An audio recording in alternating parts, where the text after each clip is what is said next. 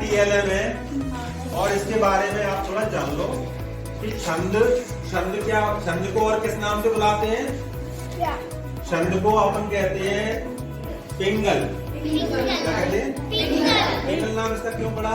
क्योंकि एक पिंगल मुनि थे, उन्होंने छंद शास्त्र की रचना करी थी। क्या करी थी? तो इसके नाम से भी छंद का नाम क्या हो गया? ठीक है। इसके 3 प्रकार होते हैं। पहला होता है मात्रिक छंद। पहला कौन सा होता है? मात्रिक छंद। दूसरा पहला मात्रिक, बाणिक और मुक्त। मात्रिक में क्या होता है? मात्राओं की गणना की जाती है। क्या किया जाता है? मात्रा की गणना की जाती है। बाणिक में बाणों की गणना पर आधारित होते हैं। मुक्तक में क्या होता है? बाणों और मात्राओं का बंधन नहीं होता। मुक्तक होते हैं, मुक्त होते हैं। इसके और भी नाम है, जैसे कि स्वच्छंद छंद और कौन सा होता है? विद्रोही छंद। क्या नाम होते हैं इसके?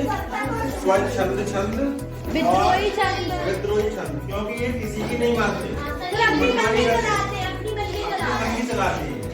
ठीक है, तो विद्रोही छंद भी कहते हैं।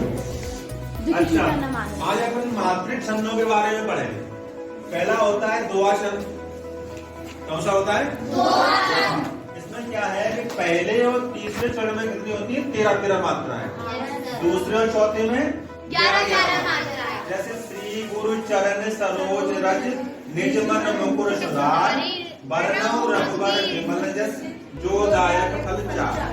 दूसरा होता है सोठा। इसमें क्या होगा? पहले और तीसरे में 11 मात्राएं होगी और दूसरे और चौथे में 13 मात्राएं होगी। इसका क्या एग्जाम्पल है? आप लोग साथ में बोलो। करुण करुण बारिज नयन करौ सुममोर धाम सदा क्षीर सागर शयन। तीसरा होता है चौपाई। इसमें प्रत्येक चरण में 16 मात्राएं होती है। जैसे वंदम गुरुपद पदम परागा सूरज सुवास सरस अनुरागा अमीय मूर में चूरन चारु समन सकल भव रुजु परिवारु। होता है कुंडल के छंद। ये आपके पाठ 11 शब्द कौन सा है? कुंडलिया। इसमें क्या होता है? इसमें 6 चरण होते हैं। कितने होते हैं? 6 चरण। इसमें एक दोहा होता है शुरू में और लास्ट के जो 4 चरण होते हैं उसमें क्या होता है? रोला। मिलके कितने चरण हो गए? 6। और प्रत्येक चरण में 24 मात्राएं होती है। प्रत्येक चरण। इसका एग्जाम्पल आपकी किताब में है। जैसे पहला ये है, गुण की गाहक सहस नर। बोलो। बिन गुण लहे न कोई जैसे कागा कोकिला शब्द सुने सब कोई। शब्द सुने सब कोई कोकिला सबे सुहावन दो को रंग एक काग सब भय अपावन। कह गिरधर कविराय सुनो ठाकुर मन के बिल्कुल लहे न कोई सहस नर गाहत गुण।